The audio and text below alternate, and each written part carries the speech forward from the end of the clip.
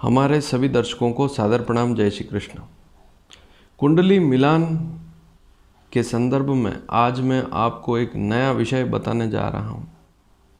अक्सर हम जब कुंडली मिलान करते हैं या आप भी देखते हैं या आपको भी इसकी जानकारी है, तो प्रमुख तौर से कौन कौन सी बातें होती है जो कुंडली में हम देखते हैं।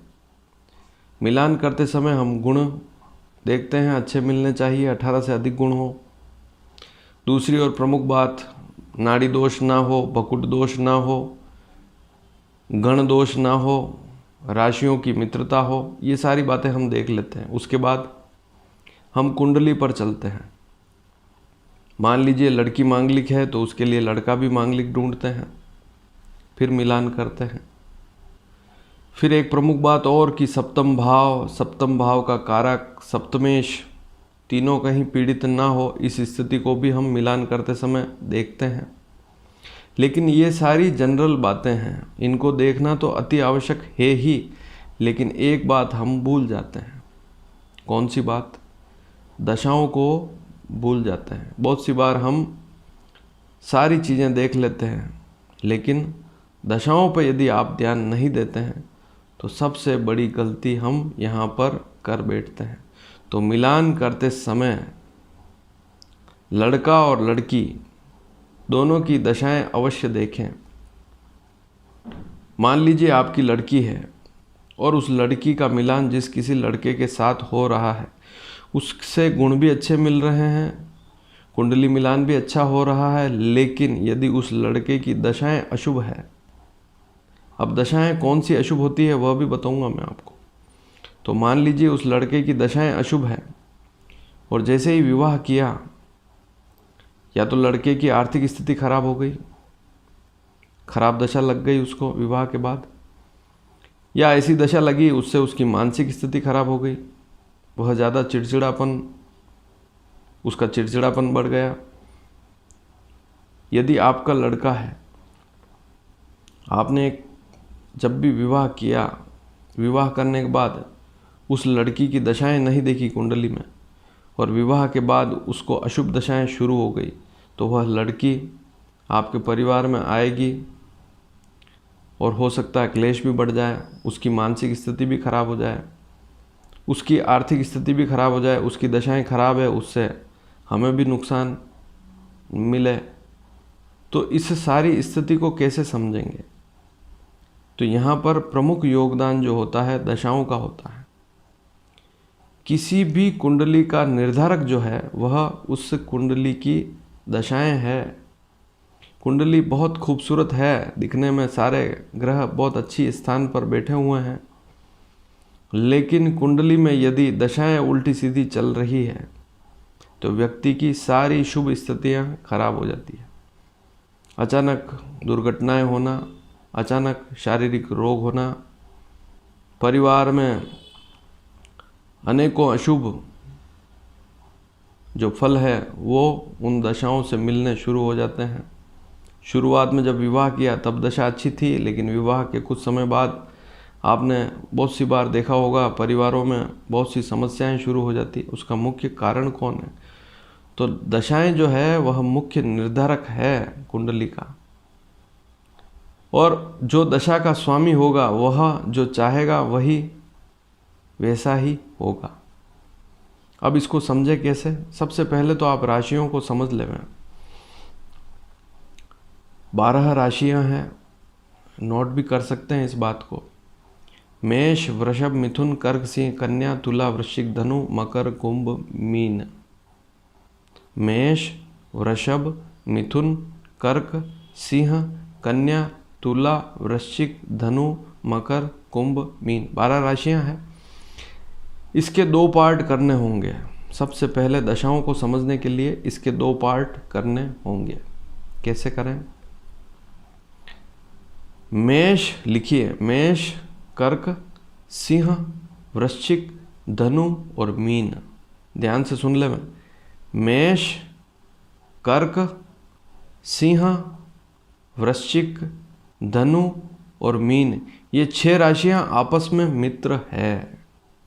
कहने का तात्पर्य, लड़के और लड़की का लग्न, लग्न कुंडली जिसे हम कहते हैं जन्म कुंडली, दोनों की इसी लग्न की हो, चाहे मेष हो, चाहे कर्क हो, सिंह हो, वृश्चिक हो, धनु हो, मीन हो, इसी में से हो, दोनों की, लड़के और लड़की जिनका मिलान कर रहे हैं उनका लग्न भी इन्हीं में से हो तो श्रेष्ठतम रहता है।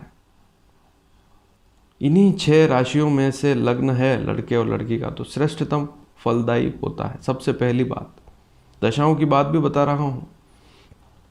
अब बची 6 राशियां, कौन सी? वृषभ, मिथुन, लिखिए वृषभ, मिथुन दूसरी, तीसरी है कन्या, फिर लिखिए तुला, फिर मकर और कुंभ। ये 6 राशियां आपस में मित्र हैं।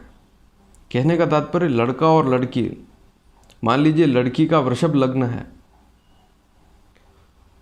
लड़की का वृषभ लग्न है तो लड़के का लग्न भी इसी में से होना चाहिए, या तो वृषभ हो, मिथुन हो, कन्या हो, तुला हो, मकर हो, कुंभ हो, तो ज़्यादा श्रेष्ठ रहता है।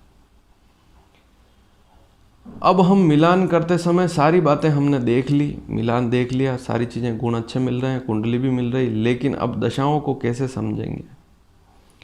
तो आप यहाँ पर एक कुंडली देखें। इस कुंडली में आपको लग्न, पंचम और नवम, इन 3 स्थानों को ही समझना होगा।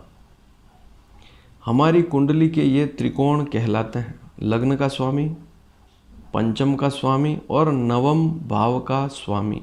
कुंडली में कौन है उसे अवश्य खोज लें, आपको पता लग जाएगा। मैं पूर्व में भी आपको कई वीडियो में बता चुका हूं और आज भी बताऊंगा। लग्न में जो राशि लिखी हुई है उसका स्वामी, पंचम में जो राशि लिखी हुई है उसका स्वामी, और नवम भाव में जो राशि लिखी हुई है उसका स्वामी आप एक पेपर पर लिख लें।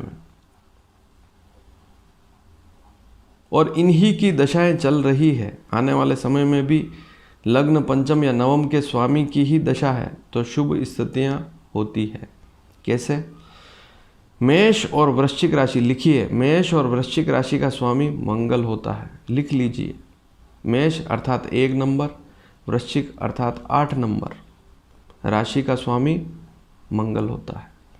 वृषभ और तुला राशि अर्थात 2 नंबर और 7 नंबर राशि का स्वामी शुक्र होता है। इससे आप दशाओं को समझ सकते हैं। मिथुन और कन्या 3 और 6 नंबर जो अंक है उसका स्वामी होता है बुध। 9 और 12 नंबर अंक का स्वामी होता है गुरु। 10 और 11 अंक अर्थात मकर और कुंभ का स्वामी होता है शनि। 4 नंबर कर्क राशि का स्वामी होता है चंद्रमा और 5 नंबर अर्थात सिंह राशि, इसका स्वामी होता है सूर्य। तो आपको कुंडली में त्रिकोण को विशेष तौर से देखना होगा। यहाँ पर इस कुंडली को देखें, लग्न में जो राशि लिखी हुई है उसका स्वामी, पंचम में जो राशि लिखी हुई है उसका स्वामी और नवम भाव में जो राशि लिखी हुई है उसका स्वामी। यदि इन ग्रहों की दशाएं ही फ्यूचर में आने वाली है कभी न कभी, या विवाह के कुछ साल बाद इनकी दशाएं आने वाली है, तब स्थिति काफ़ी अच्छी होगी। क्योंकि लग्न का स्वामी, पंचम का स्वामी, नवम का स्वामी, ज्योतिष का नियम है, त्रिकोण के स्वामी सदैव शुभ फल देते हैं। जैसे उदाहरण से समझ लें, मेष लग्न की कुंडली है तो लग्न का स्वामी होगा मंगल, पंचम का स्वामी होगा सूर्य और नवम का स्वामी होगा गुरु। इसी प्रकार से वृषभ लग्न है तो लग्न का स्वामी होगा शुक्र, पंचम का स्वामी, ऐसी स्थिति में पंचम में 6 नंबर अंक होगा तो पंचम का स्वामी होगा बुध और नवम का स्वामी होगा शुक्र। तो लग्न, पंचम और नवम, इन 3 स्थानों के जो स्वामी हैं उनकी दशाएं अगर भविष्य में आने वाली है तो आपके लिए यह शुभ संकेत है, मिलान आपका अच्छा होगा। सारी चीज़ें आपने देख ली, दशाएं भी देख ली, तो आपकी स्थिति शुभ है। लेकिन यदि लग्न, पंचम और नवम के जो स्वामी हैं उनकी दशाएं भविष्य में नहीं आने वाली और अन्य ग्रहों की दशाएं आने वाली, तब स्थिति थोड़ी सी दुखदायी हो सकती है। मान लीजिए किसी मारक ग्रह की दशा है, जैसे मेष लग्न की कुंडली में शुक्र की दशा आने वाली और स्वास्थ्य खराब हो गया, वृषभ लग्न की कुंडली और मंगल की दशा आ गई तो स्वास्थ्य खराब हो गया। तो इन सभी बातों पर भी आपको ध्यान देना होगा। और भी कोई जानकारी चाहते हैं आप मैसेज करेंगे तो मैं आपको अवश्य बताऊंगा। लेकिन कुंडली मिलान करते समय वर और वधू की दशाएं भी देखनी अति आवश्यक है। धन्यवाद। जय श्री कृष्ण।